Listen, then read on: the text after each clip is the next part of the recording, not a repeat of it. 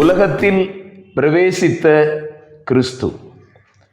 Exodus TV அன்புக்குரிய நேயர்களே, இந்த நாளின் இந்த நல்ல வேளையிலும் உலகத்தில் பிரவேசித்த கிறிஸ்து என்கிறதான சிந்தையை உங்கள் முன் வைக்க விரும்புகிறோம்.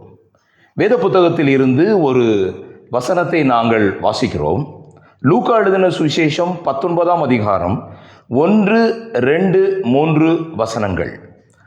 இயேசு எரிகோவில் பிரவேசித்து அதன் வழியாக நடந்து போகையில் ஆயக்காரருக்கு தலைவனும் ஐஸ்வர்யவானுமாயிருந்த சகேயு என்னப்பட்ட ஒரு மனுஷன் இயேசு எப்படிப்பட்டவரோ என்று அவரை பார்க்க வகை தேடினான். இயேசு கிறிஸ்துவினுடைய சரீர அசைவு ஒவ்வொன்றும் மனுமக்கள் ரட்சிப்பை பெற்றுக்கொள்ளவே என்பதை நாம் நினைவில் கொள்ள வேண்டும். இயேசு எரிகோவில் பிரவேசித்தார். இயேசு எரிகோவின் வழியாக நடந்து போனார். மத்தேயு எழுதின சுவிசேஷம் 5ஆம் அதிகாரம் உலகமெங்கும் போற்றப்பட்டு கொண்டிருக்கிற இந்த மலை பிரசங்கத்தில் முதல் வசனம் இவ்விதமாக கூறுகிறது: அவர் திரளான ஜனங்களை கண்டு மலையின் மேல் ஏறினார். அவர் உட்கார்ந்தார். அவர் தமது வாயை திறந்தார்.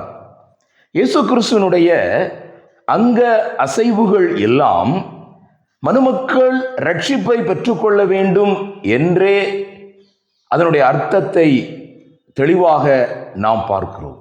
உதாரணத்துக்கு, இயேசு கிறிஸ்து சிலுவையில் பாடுபடுவதற்கு கொண்டு போகப்படும் பொழுது அவர் மௌனமாயிருந்தார். அவர் ஒன்றும் பேசாதிருந்தார் என்றெல்லாம் நாம் வாசிக்கிறோம். இதற்கு காரணம், நாம் ரட்சிப்பை பெற்றுக்கொள்ள வேண்டும். நாமும் கூட நம்முடைய உடல் அசைவு, நம்முடைய வார்த்தை ஒவ்வொன்றும் ரட்சிப்பை பற்றினதாகவே இருக்க வேண்டும். ஒரு வசனத்தை உங்களுக்கு வாசிக்கிறேன். அப்போஸ்தலர் 14ஆம் அதிகாரம் 9ஆம் வசனம். பவுல் பேசிக்கொண்டிருக்கிறார். பவுல் கர்த்தருடைய வார்த்தையை பேசிக்கொண்டிருக்கிறார். பேசிக்கொண்டிருக்கும் பொழுது ஒரு மனிதனை பார்க்கிறார். மனிதனை உற்று பார்க்கிறார். உற்று பார்த்து அவனுக்கு ரட்சிப்புக்கு ஏற்ற விசுவாசம் உண்டு என்று காண்கிறார். நம்முடைய பார்வை, நம்முடைய உற்று பார்க்கிறதான அந்த குணம், நம்முடைய உடல் அசைவு முழுவதும் கர்த்தராகிய இயேசு கிறிஸ்து நமக்கு ரட்சிப்பை வழங்குகிறார் என்பதை பற்றியே இருக்க வேண்டும். இப்பொழுது நாம் சிந்திப்போம். எரிகோவில் பிரவேசித்தார், நடந்து போனார். எரிகோ ஒரு சபிக்கப்பட்ட, எரிகோ ஒரு சாபமான ஒரு பட்டணம். அது இந்த உலகத்துக்கு ஒப்புமையாய் இருக்கிறது. அங்கிருந்த மனுஷன், ஆயக்காரனுக்கு தலைவனுமாய் இருந்த அந்த மனுஷன் பாவியாகிய மனுஷன் என்று வேதம் சொல்லுகிறது. ஆகவே இந்த எரிகோ பட்டணம் பாவியான பட்டணம். இந்த எரிகோவில் உள்ள மனிதன் சகேயு, அதில் ஒரு சாம்பிள். அந்த பட்டணத்தில் உள்ள ஒரு மனுஷன் எடுத்துக்கொண்டால் அவன் ஒரு பாவியான மனுஷன் என்று வேதம் கூறுகிறது. இயேசு நடந்து போனார். இயேசு அந்த இடத்திற்கு நடந்து போனார். அதனுடைய சம்பவம் நமக்கு நன்றாக தெரியும். அது இப்பொழுது நான் உங்களுக்கு விளக்கவில்லை. சகேயு அவன் ஆண்டவரை ஏற்றுக்கொண்டான். சகேயு வீட்டுக்கு ரட்சிப்பு வந்தது. இவன் ஆபிரகாமின் குமாரனாய் இருக்கிறானே என்று சொல்லி அந்த சம்பவம் நமக்கு தெளிவாக கூறுகிறது. ஆனால் இன்றைக்கு இயேசு கிறிஸ்து உலகத்தில் ஏன் பிரவேசித்தார்? இந்த பிரவேசம் என்பது ஒரு ஆச்சரியமான ஒரு வேதத்தில் உள்ள ஒரு எழுத்து. தேவன் பிரவேசித்தார். அட்வென்ட் என்று ஆங்கிலத்தில் நம்ம பார்க்கிறோம். எபிரேயருக்கு எழுதின நிருபத்தில் இருந்து ஒரு சில வசனங்களை உங்கள் முன் வைக்கிறேன். கவனத்தோடு கூட நீங்கள் கேளுங்கள். எபிரேயர் 1ஆம் அதிகாரம் 6ஆம் வசனம்.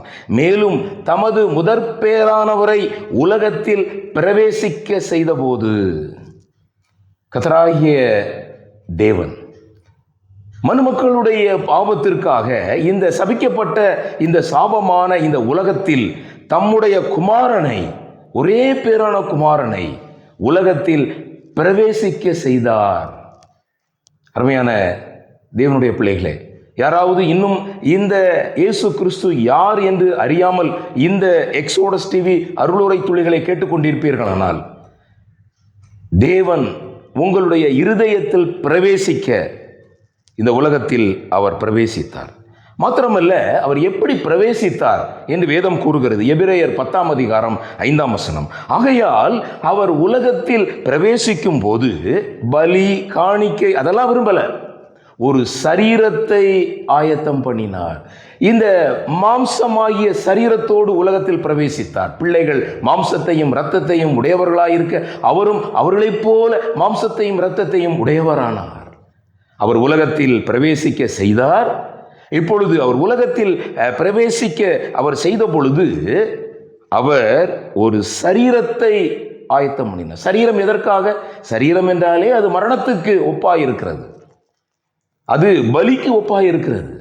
மணமக்களுடைய பாவத்திற்கான பலியாக இயேசு கிறிஸ்துவை இந்த உலகத்தில் அனுப்பினார். அருமையானவர்களே, இன்னொரு வசனம் வாசிக்கிறேன். எபிரேயர் 9:25. பிரதான ஆசாரியன் அந்நிய இரத்தத்தோடு வருஷந்தோறும் பரிசுத்த ஸ்தலத்துக்குள் பிரவேசிக்கிறார். ஆனால் இவரோ தம்முடைய இரத்தத்தோடு கூட, தம்முடைய சரீரத்தோடு கூட அந்த மகா பரிசுத்த ஸ்தலத்தில் பிரவேசித்தார் என்று எபிரேயர் 9:12 பாருங்கள்.